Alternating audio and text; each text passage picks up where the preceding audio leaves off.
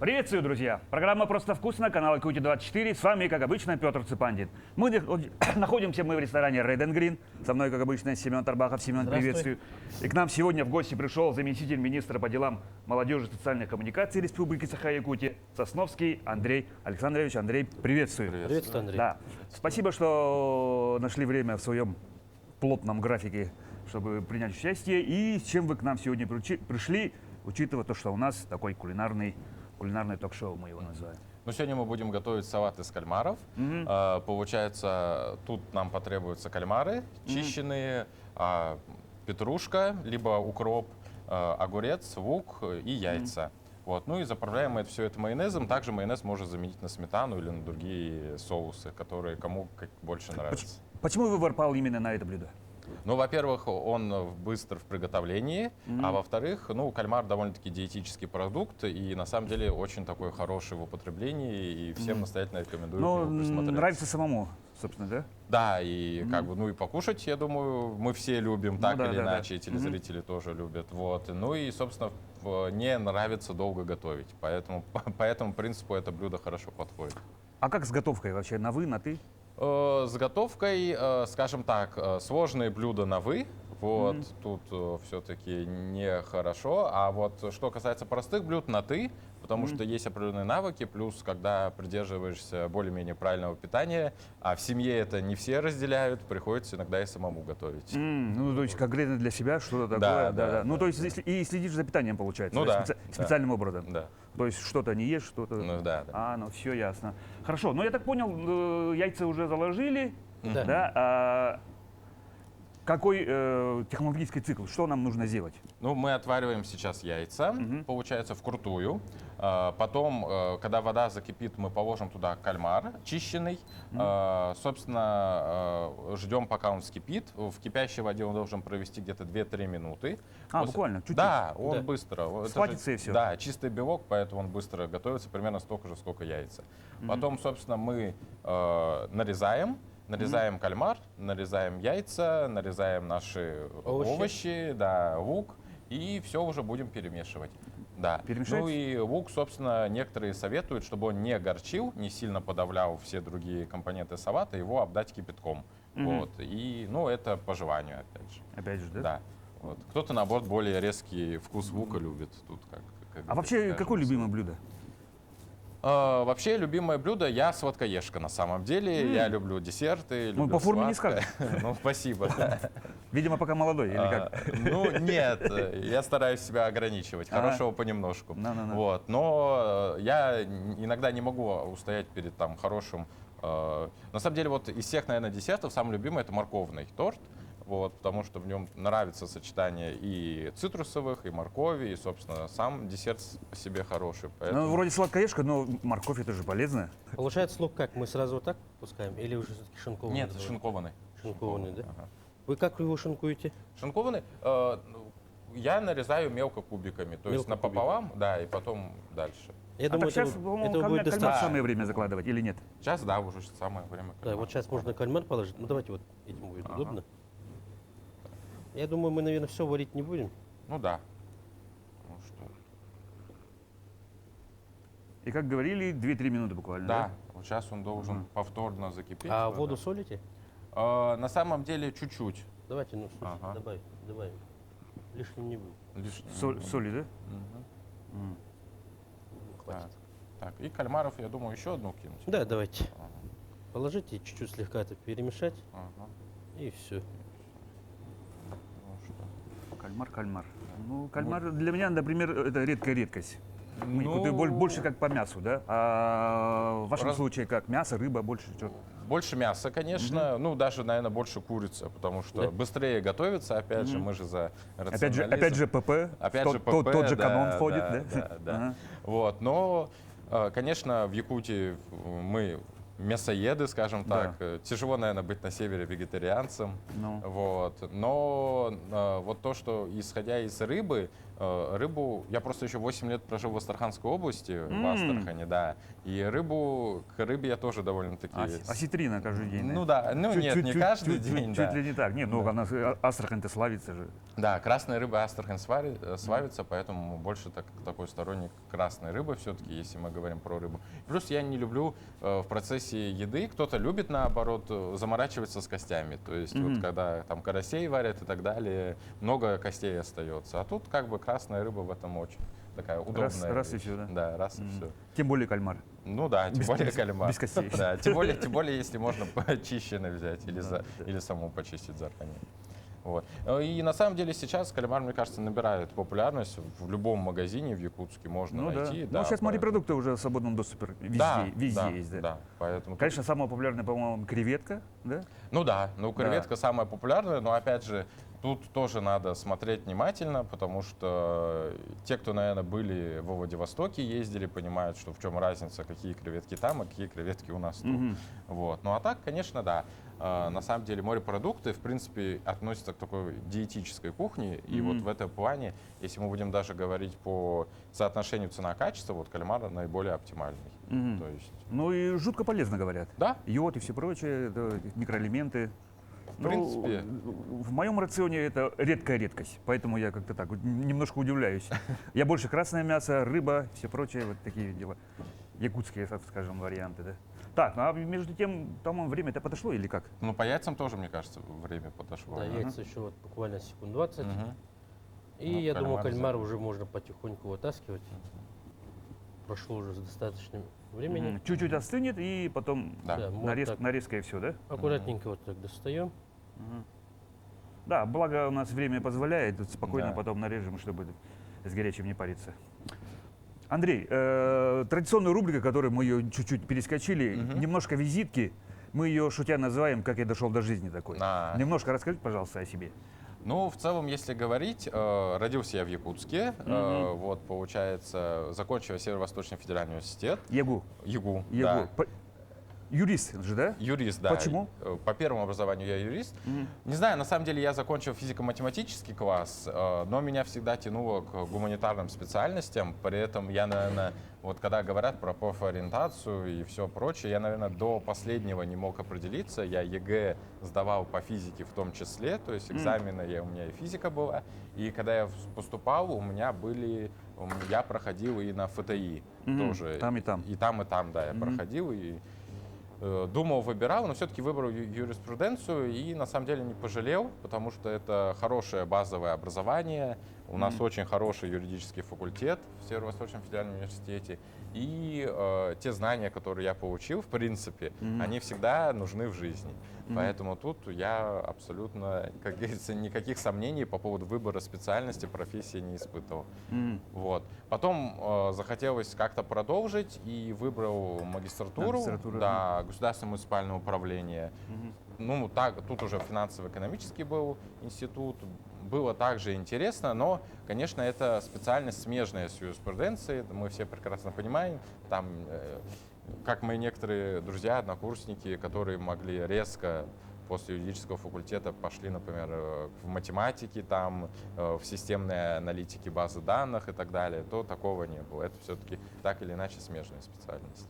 Вот. Ну и тоже, в принципе, магистратура так хорошее, скажем так, направление тебе дает в жизни, во-первых. Во-вторых, очень сильно повезло, что можно было совмещать с работой. То есть было довольно-таки удобное расписание, можно было, собственно, подходить после работы. Ну и начал работать сразу же по специальности же, да? Да, с 14 Нет, я начал даже подрабатывать еще на факультете. Да, будучи студентом, я начал подрабатывать там, в строительной фирме, помощником юриста был, практику проходил в госорганах. Вот. Ну и потом, собственно, уже туда устроился в 2014 году.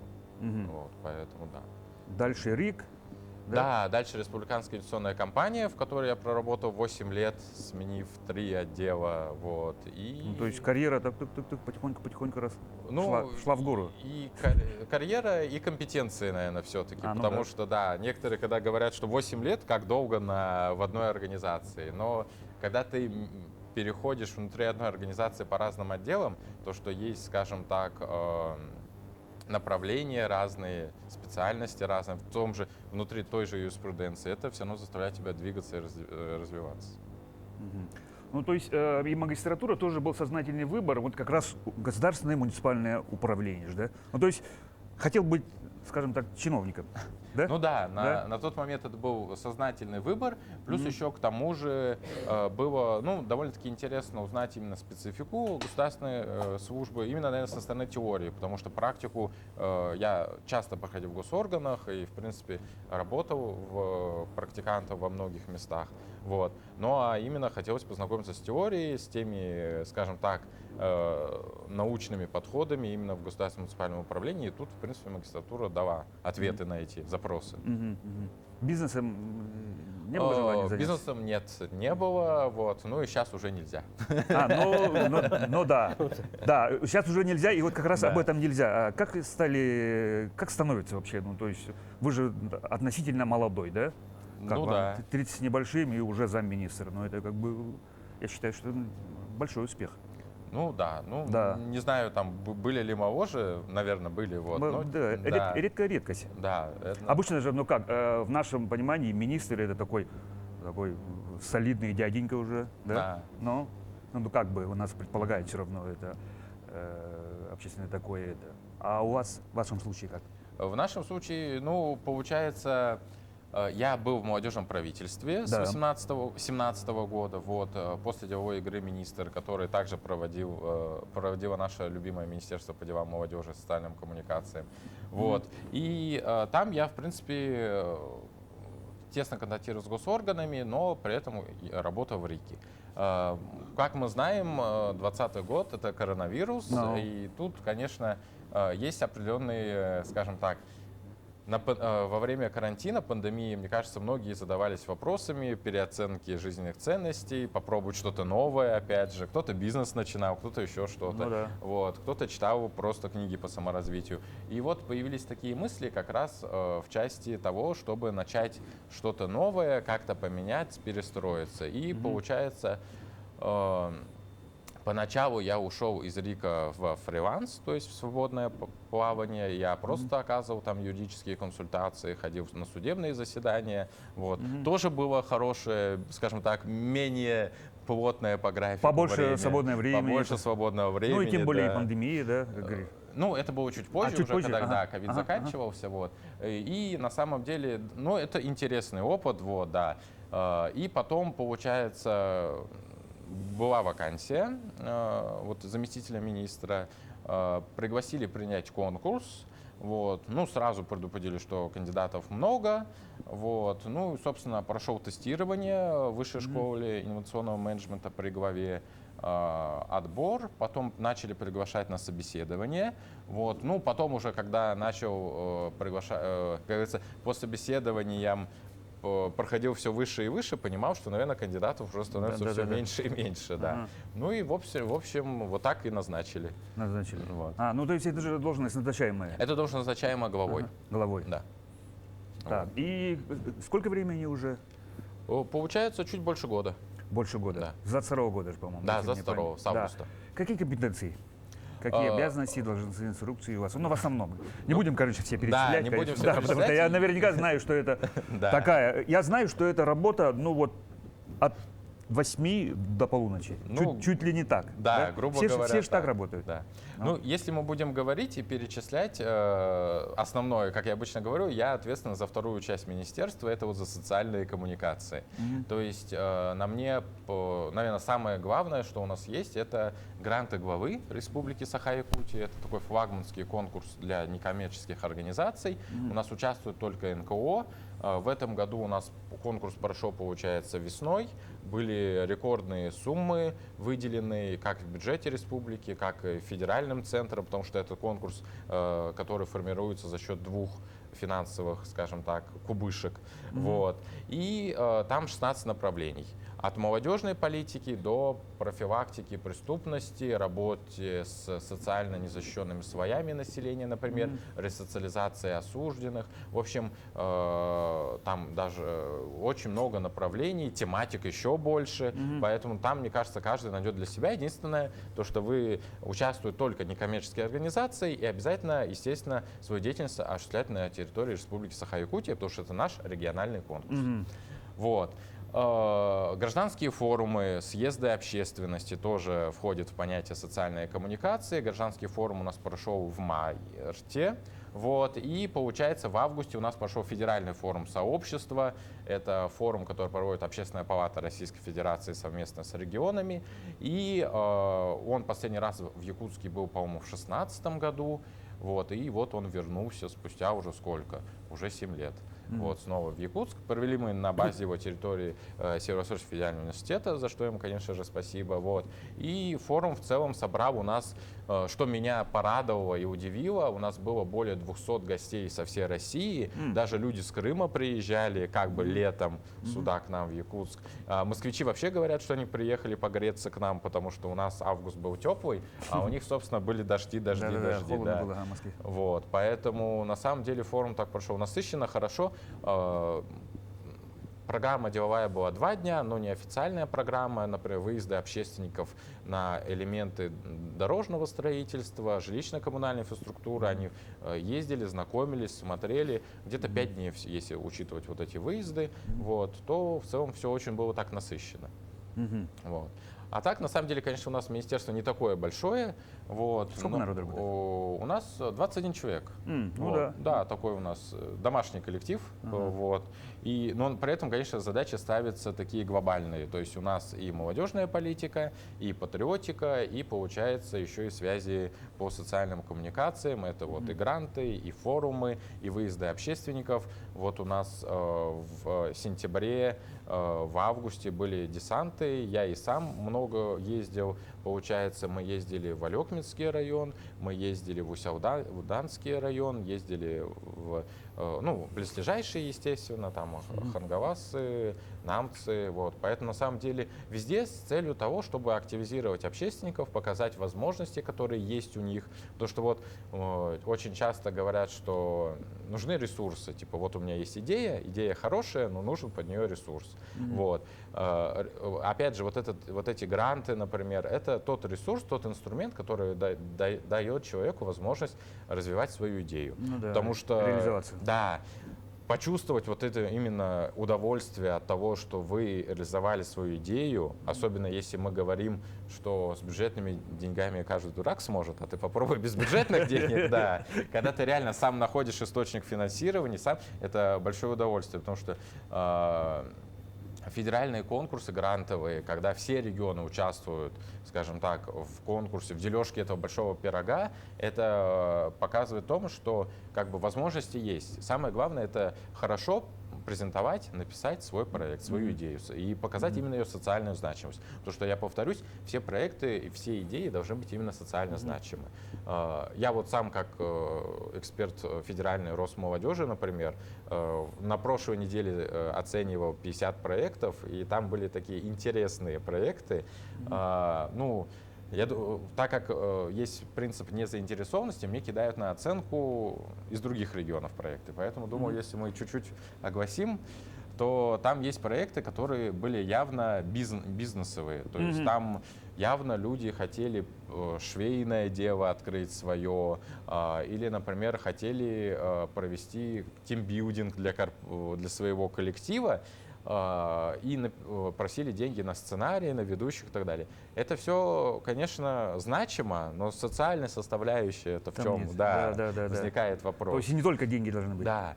То есть если вы хотите организовать швейную мастерскую, например, для там, не знаю, для безработных, чтобы Да. переподготовить их, например. Новые рабочие места. Да, новые рабочие места. То есть, или вы хотите, например, опять же, как вид хобби для женщин, находящихся по уходу за ребенком. То есть должна быть социальная составляющая. Когда То есть именно какой-то определенный слой населения взять и им как бы стараться помочь, да? Или как? свое население, которое нуждается в этом, Да, да, во-первых, я про это. естественно, и Который не знает, с какой стороны поступиться, а тут раз и какой-то Да. проект. Да. И, конечно же, это все должно быть на безвозмездной основе. Вы можете по итогам гранта потом написать, что после того, как грант закончится, проект может выйти на какую-то коммерческую составляющую. Предположим, если вы обучите людей, вы откроете ателье, почему нет, как бы. Но при этом, конечно же, надо понимать, что на время конкурса, гранта, реализации проекта мы говорим только о социальной составляющей.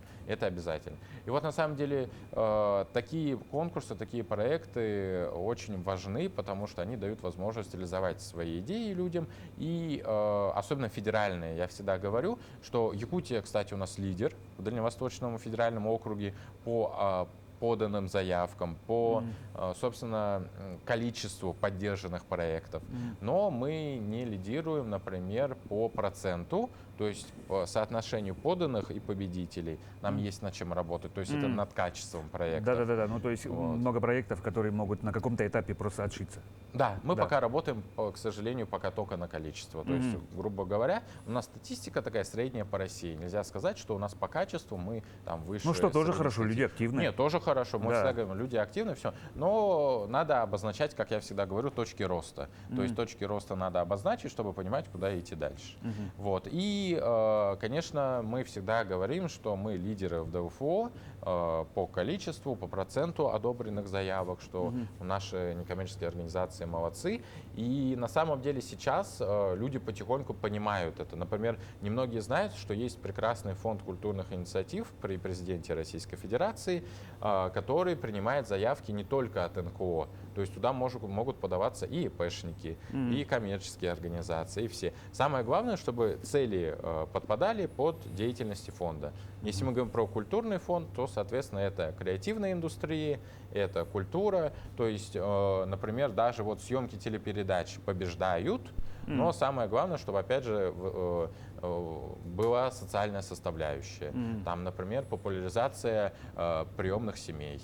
Вот. То есть такие проекты победители Ну, освещение есть. тех или иных конкретных проектов. Да. Все, понял. Вот, ага. поэтому... Слушай, такой вопрос у меня возник.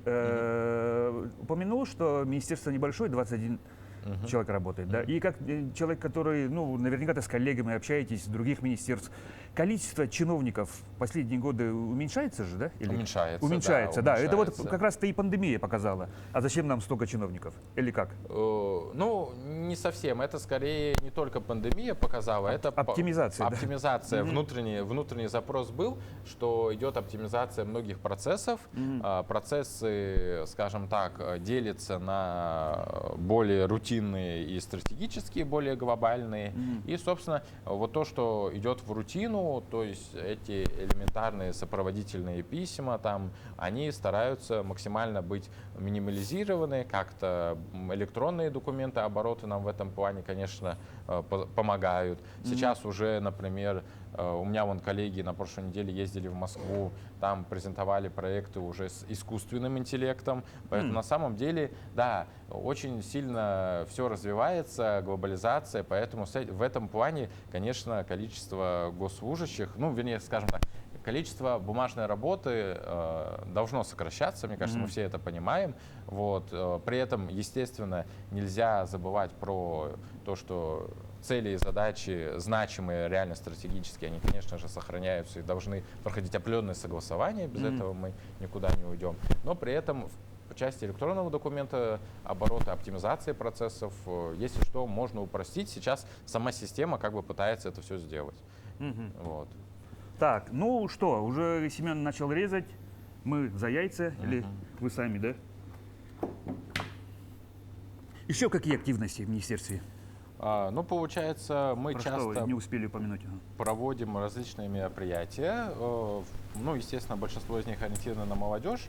Ну и для некоммерческого сектора мы тоже очень много проводим мероприятий. Мы и консультации оказываем. В принципе, мы стараемся всегда помогать приходить на помощь министерствам, ведомствам, которые хотят, чтобы граждане, некоммерческие организации проявляли свою инициативу, реализовывали проекты. С этой целью мы проводим свои мероприятия, выезды различные проводим в районы в том числе. Сложить, да, Да. Давайте вот сюда вот. Вот. Также мы, собственно, у нас есть такой флагманский проект, это гражданские выходные, когда мы выезжаем в районы, вот, и, собственно, проводим там большие мероприятия, естественно, по тем запросам, которые поступают от района. То есть там не только мы проводим консультации нашего министерства, мы еще с собой и коллег своих берем. То есть, например, вот последний раз, когда мы ездили, там были запросы по мастер-классам по ораторскому искусству, по мастер-классу там, по плетению из веток ивы, там, корзин различных для населения, по консультации психолога. Где-то берете экспертов, да, профессионалов? Да, мы да, берем экспертов-профессионалов, обеспечиваем проезд, проживание, питание, вот, и везем их с собой. Вот. И, собственно, ну и про деятельность своего министерства тоже типа не забываем. коуч-сессия какая-то такая? Ну да. Что-то типа такого? Да, получается такое интенсивное двухдневное мероприятие. Вот. Ну и, собственно, потом... И как часто происходит такое? Стараемся чаще, потому что когда нам отправляют приглашение с районов, мы никогда не отказываем, просто, естественно, все упирается в возможности. Ну да, бюджетирование, время. Бюджетирование и время, да, самые главные возможности, да. Поэтому крупные выездов, ну вот, с моим участием в этом году, наверное, 6 было, 7. Уже, ну каждый месяц. Каждый месяц, да, плюс-минус. Обязательно что-то происходит. Да, вот. А если говорить такие небольшие делегации, когда там мы сотрудников отправляем, то это иногда вообще бывает чуть ли не каждую неделю. Вот. И, собственно, мы в этом плане всегда стараемся помогать. И если, самое главное, как я обычно говорю, это желание и инициатива. Если исходит желание и инициатива, то мы всегда приедем, поможем. Но в этом году, например, и в прошлом году мы пошли немного по-другому. Мы старались включать в график выездов. В прошлом году мы целенаправленно Арктику включали, чтобы, наоборот, ее как-то побудить, активизировать. А в этом году мы взяли тоже аналитику, посмотрели самые неактивные районы и самые те районы, куда мы очень давно не ездили именно вот такой делегацией. Мы их соединили и старались именно туда выезжать. Ну и опять же, по тем Чтобы запросам... никто не был обделен, да, скажем так. да. А то в одно место, где хорошо кормят. Да. Ну да. Обычно же так, в советское время, там ревизор едет определенный угол. Огурец, да, огурец режем вообще как хотим. Да, можем квадратиками, можем полосками, кому как нравится. Я обычно за квадратики, то есть, да. Поэтому тут, собственно, вот. Ну и яйца мы тоже потом порежем. Да, ну яйца мы тоже Семену или вы порежете, да? Так, ну судя по тому, что вас устраивает такой график, ваше нынешнее положение устраивает все.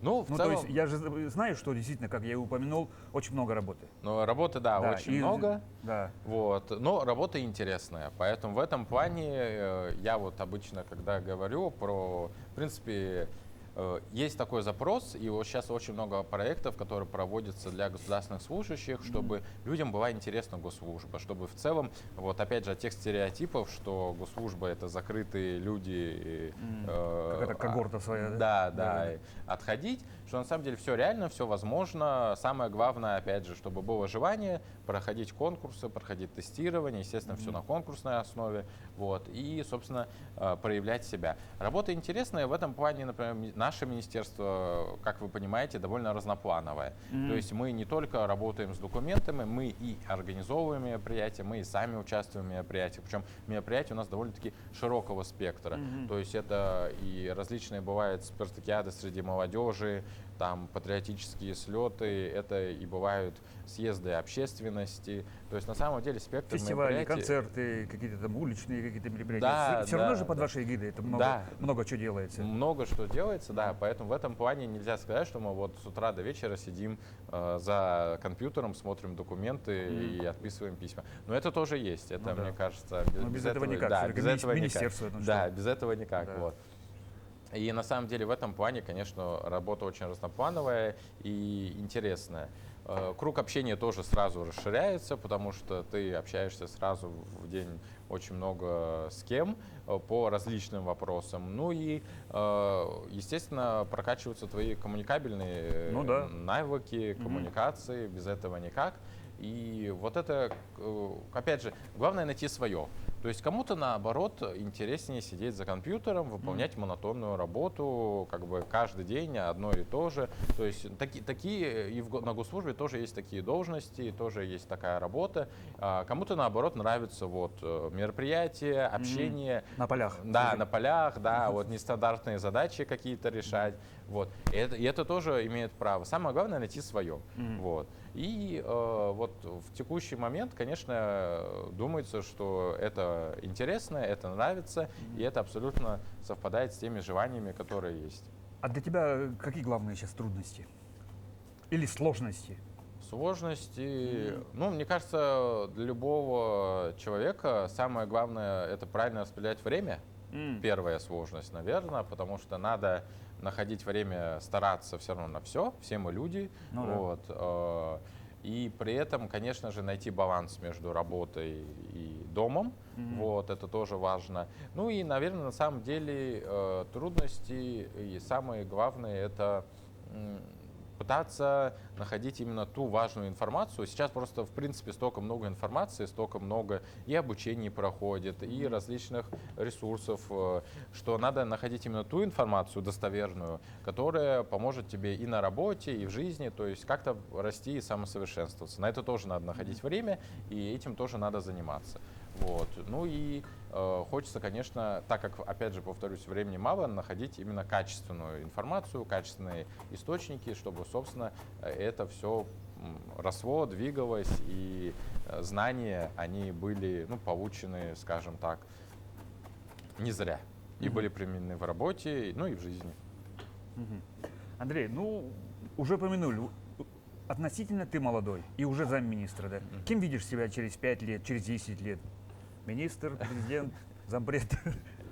Глобальный вопрос на самом деле. Да. Ну как, ну все равно чуть-чуть же жизнь заглядываешь вперед, чуть-чуть смотришь наверняка. Нет, да. Какие цели, мечты? Естественно, да, есть цели и мечты. Но у меня, наверное, цели и мечты больше, которые связаны именно со мной, личные больше, чем профессиональные, потому что профессиональные я планирую больше исходя из той должности, в которой я нахожусь сейчас. То есть, когда я пришел на эту должность, у меня были определенные планы по изменению, например, портала грантов главы, по, собственно, изменению процесса работы, который я видел, и который я претворяю в жизнь. Вот. А сейчас же больше хочется именно то, что через 5 лет это, скажем так, то, что касается лично меня, то есть добиться определенных достижений. Естественно, хочется, чтобы все те люди, которые меня окружают, и, собственно, все эти мои близкие, тоже, чтобы не потерять с ними связь, это все те планы, которые у нас есть, чтобы мы их совместно реализовали. Вот. Ну и на самом деле, ну, опять же, возвращаясь к времени коронавируса, очень сильно все люди, мне кажется, начали задумываться о своем здоровье, и всегда думаешь, ну, как бы что ни было, но через 5 лет хочется, чтобы все так же были здоровы и все было хорошо. Как? Вот, потому что, ну, на самом деле это значимый момент, вот, в плане, скажем так, личного развития и то, чтобы здоровье не подводило. Вот. А если говорить, например, ну, смотреть, я вот еще преподавал на своем же факультете юридическом 5 лет, и были мысли также по написанию кандидатской. И вот, например, если бы вы меня спросили, ну, скажем так, того периода, там, то, естественно, я бы хотел стать кандидатом наук. Сейчас пока я эту мысль отодвинул чуть подальше, ну, а там посмотрим. Потому что все-таки сейчас... Глядишь и это, да? Да. И преподавание, получается, тоже нравится преподавание? Преподавание нравится, в принципе, но мне особенно нравится преподавание по тем дисциплинам, по которым я работал. То есть я был корпоративным юристом, который занимался непосредственно работой с юридическими лицами. И, собственно, у меня были такие же дисциплины, То есть, и мне это Ну, очень преподавание нравилось. очень хорошее подспорье, чтобы быть в форме все время. Вот Да, так. да. даже. Обновлять базу данных Да. всегда, То есть будет всегда, гуще событий, да, то есть да, будет да. непосредственно то, что сейчас все знать. Да, Да. В форме будет конкретно. Да, это заставляет тебя быть всегда в тонусе и так далее. Но, естественно, так как у нас преподавание это как вторая работа была, это отнимает твои выходные вот, в плане подготовки. Но на самом деле это очень интересно, потому что, особенно когда проводишь семинарские занятия, потому что люди, каждое поколение, оно все равно по-другому мыслит. То есть там люди, которые рожденные в 90-х, сейчас в университетах у нас сидят люди, которые рождены в 2000-х, ну позже 2000-х уже дальше.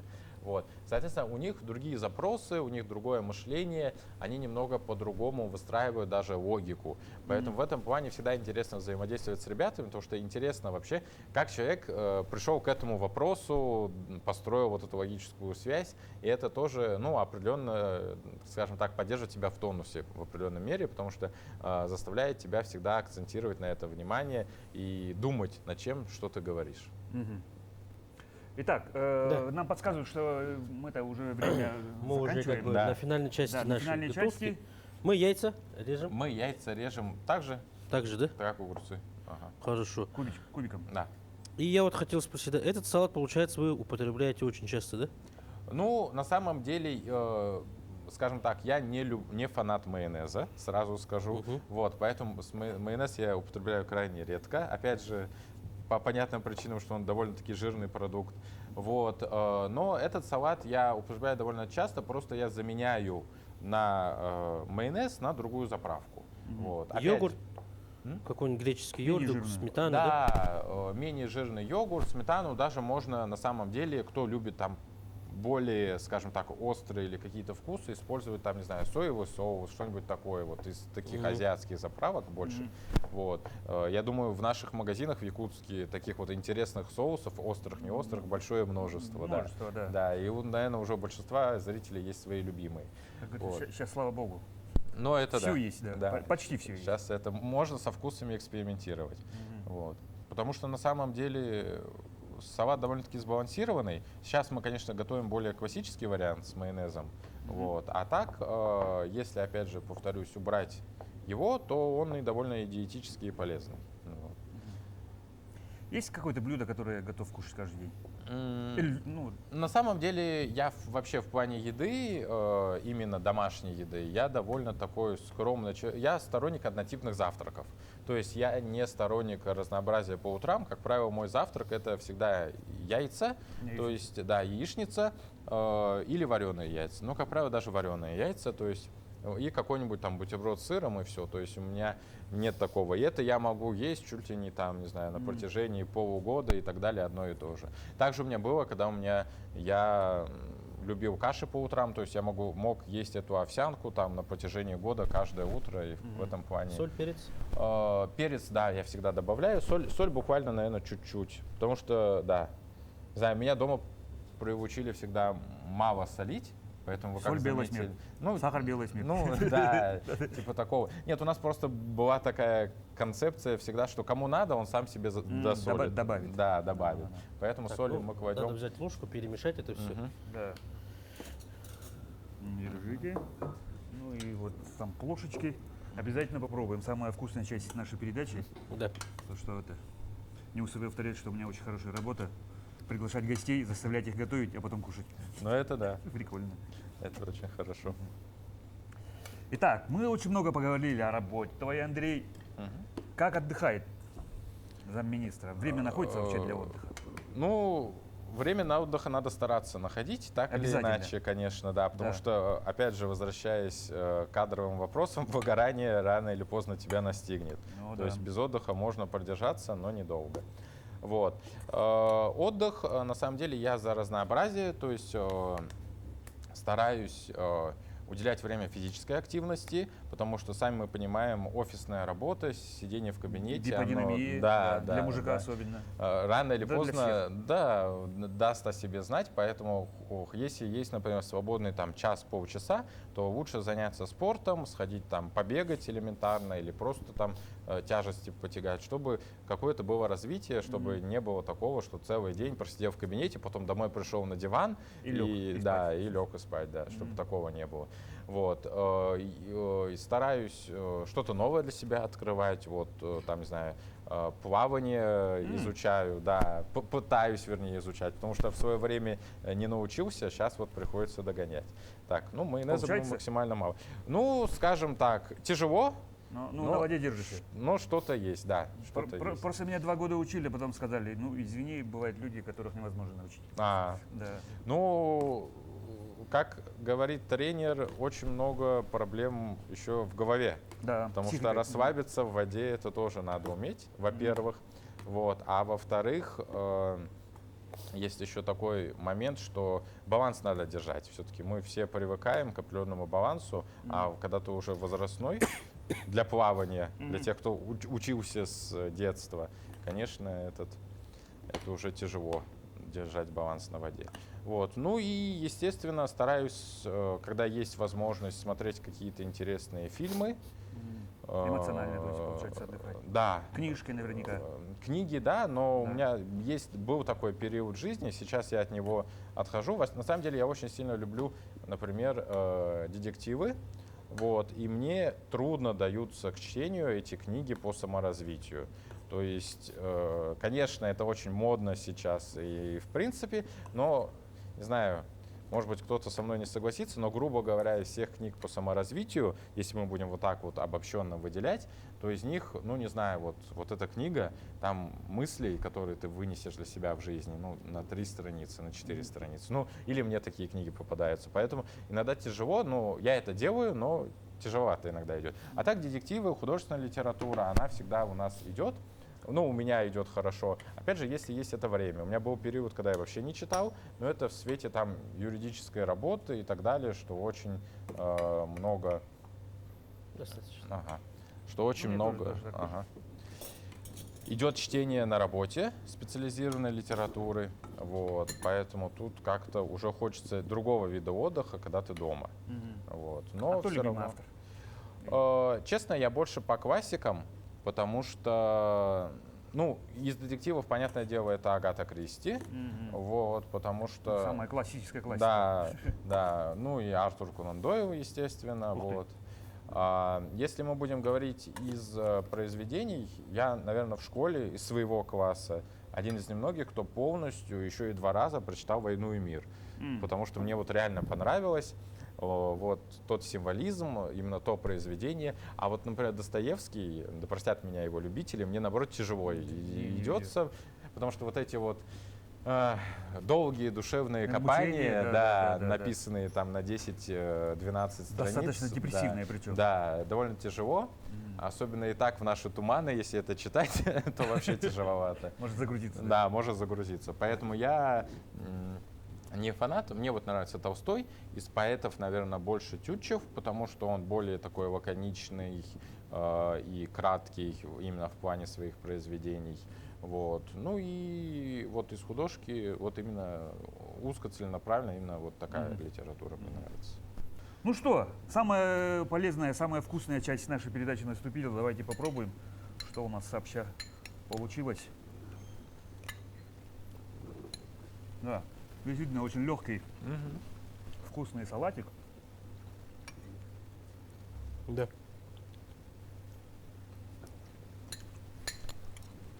Можно чуть-чуть соли добавить, в моем случае. Ну ничего, так позже сделаем. Андрей, наша передача потихоньку на этом заканчивается. Еще раз спасибо, что был сегодня нашим гостем, да. И у нас такая добрая традиция есть. Пожалуйста, вот на эту камеру пожелания для наших зрителей. Самое главное пожелание, наверное, которое я уже говорил и всегда буду говорить, что будьте активны, проявляйте инициативу и верьте в свои силы, потому что от этих составляющих, именно от того, что у вас есть ваши идеи, ваши мечты, ваши желания, что вы верите, что они исполнятся, они реализуются, или вы уже делаете какие-то шаги, от этого зависит многое. Поэтому верьте в себя, и у вас все получится. А я еще расскажу, что у нас сегодня был в гостях заместитель министра по делам молодежи и социальным коммуникациям Республики Саха-Якутия Сосновский Андрей. Андрей, еще раз спасибо большое. Вам спасибо. Семен Тарбахов, я Петр Цыпандин. Друзья, на этом мы потихоньку с вами прощаемся. Будьте здоровы и, как любим часто повторять, кушайте всегда просто вкусно.